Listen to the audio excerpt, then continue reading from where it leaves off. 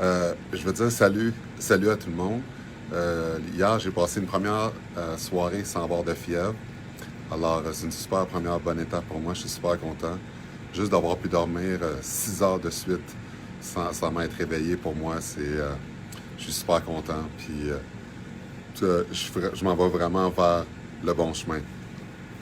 Euh, Aujourd'hui, il y a un point que je voulais parler, par exemple. Pour moi, un point qui est super important. Puis c'est le point du retour à l'école. Puis, tu sais, je suis pas ici pour vous juger, juger les parents, puis venir faire de la politique. Mais je pense qu'il y a quelque chose qui est important quand même de mentionner, puis vous faites les décisions que vous voulez par rapport à ça. Vous êtes des parents, c'est vous qui décidez ce que vous voulez faire par rapport à ça. Moi, j'ai des enfants, ils restent avec leur mère à Edmonton. Mais à Edmonton, eux, ils ont cancellé l'école jusqu'au moins septembre prochain. Alors qu'au Québec, ils vont recommencer la semaine prochaine. Moi, ce que je veux vous dire, je vais juste vous dire un peu, je l'ai expliqué un peu hier, mais je vais vous dire un peu comment c'est arrivé mon diagnose du COVID. La semaine passée, dimanche, j'ai commencé à être malade. J'étais à l'hôpital lundi. Puis quand j'étais à l'hôpital lundi, on n'a pas voulu me faire le test du COVID. J'avais de la fièvre, j'avais des toux, j'étais super malade. Puis le médecin m'a dit, peut-être que tu l'as, peut-être que tu l'as pas, mais on n'a pas besoin de faire le test. Puis moi, je voulais le faire, là. Il voulait pas. Puis là, il me fait des rayons X, puis il dit, ah, tes poumons sont un peu enflammés. Il me donne des pilules de cortisone, il dit, OK, tu peux aller chez vous. Je vais chez nous, je suis mal en point. Le lendemain, je m'en vais à la pharmacie. Moi, chercher des pilules de cortisone, puis c'est ça qu'il me donne. Mon état continue de se détériorer. Moi, je capote. Puis là, pendant que je suis malade cette semaine-là, j'appelle les vieux, le monde que je faisais la livraison pour la bouffe, je leur dis, je suis malade, je peux pas faire de livraison de bouffe. Ils me demandent, as-tu le COVID? Je sais pas, ils ont pas voulu me faire le test. Là, finalement, le lendemain, je reçois un appel de la même hôpital qui dit, ouais, Monsieur Larac, on a regardé vos rayons X, il y a une erreur, vous avez une pneumonie. Là, je suis comme, quoi? Le gars voulait pas me faire un test de COVID.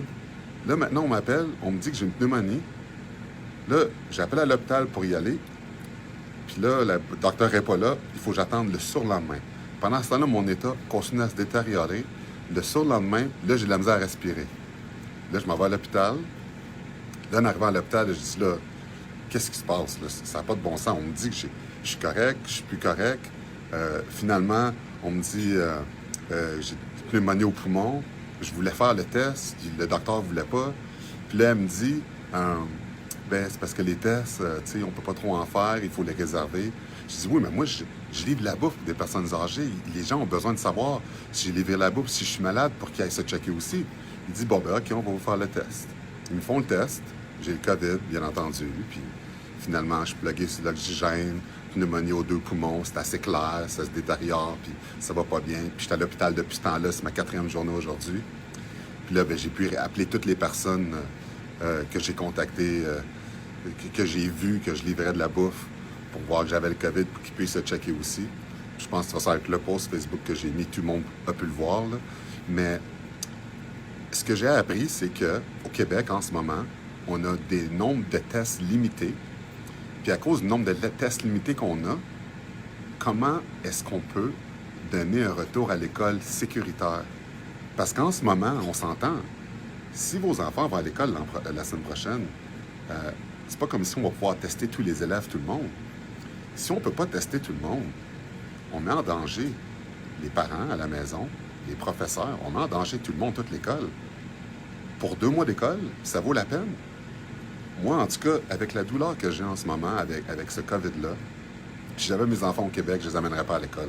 Je ne prendrais pas cette chance-là, parce que la santé, pour moi, elle est beaucoup plus importante que finir 2 mois d'école. Je trouve ça ridicule. Je ne veux pas critiquer le Québec parce qu'on n'a pas assez de tests pour tester tout le monde. On ne peut pas tester tout le monde à tous les jours parce que c'est trop difficile, il faut garder nos tests. Ou je ne sais pas pourquoi c'est difficile d'avoir autant de tests qu'on veut, là. Mais la seule façon d'avoir un retour à l'école qui est safe, c'est si on pourrait tester tout le monde, tous les élèves à l'école, pour s'assurer que ça soit safe d'aller à l'école, un environnement sécuritaire pour que les parents savent que quand l'élève revient à la maison, ben le père ne sera pas infecté avec ça, puis il ne va pas être à l'hôpital à côté de moi dans une autre salle pendant que son enfant il est tout seul à la maison. Je comprends qu'à un moment donné, l'économie, il faut qu'elle reparte. L'école, il faut qu'elle reparte. Mais que la santé est bien plus importante que ça. Parce que moi, si mes enfants étaient ici à Montréal avec moi, là, en ce moment, là, moi, je serais à l'hôpital pendant qu'ils seraient à la maison en smartphone puis à m'attendre. Puis les professeurs qui sont sous-payés déjà là, pour le travail qu'ils font, qui vont devoir s'exposer à ça, parce qu'il n'y a personne qui va être testé, c'est vraiment leur demander beaucoup, puis je sympathise avec eux. Je sympathise avec tous les professeurs qui vont être forcés d'être mis dans une situation comme ça, parce que moi, je trouve que c'est ridicule. Si moi-même, là, qui était infecté à l'hôpital, on n'a pas voulu me donner un test, parce qu'on a dit qu'il faut protéger les tests, qu'on n'en a pas assez, bien, juste vous imaginez le restant de la population. Fait que je ne vous juge pas si vous emmenez vos enfants à l'école. C'est votre décision à faire. C'est votre santé. On en a juste une. Moi, je suis un des chanceux que je vais m'en sortir avec ça. Ça va beaucoup mieux. Malheureusement, c'est pas à tout le monde que ça l'arrive. Je suis végane depuis 2009. J'ai été malade 3 fois seulement depuis que je suis végane en 2009. Ça, c'est la 3e fois. Puis, tu sais, on entend tout le temps, « Ah, c'est juste les vieux qui peuvent être malades, que c'est pas grave. » J'étais en super bonne santé. Je m'entraînais pour un marathon, puis regardez. C'est pas vrai. C'est pas vrai qu'on peut pas être affecté par ça. C'est pas vrai qu'on peut pas en mourir si on est jeune, si on est en santé. Maintenant, notre enfant va aller à l'école, puis on va prendre une chance de jouer avec notre santé pour 2 mois d'école, puis ça vaut la peine.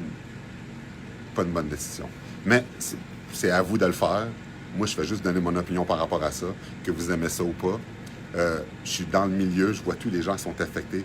L'étage ici au complet, les gens sont infectés au complet ici. Et les gens capotent, ne peuvent pas voir leur famille, ne peuvent pas voir leurs enfants, ils sont tout seuls ici. On ne peut absolument rien faire. Pourquoi se mettre dans cette situation-là pour 2 mois d'école? C'est mon opinion que j'ai à dire par rapport à ça.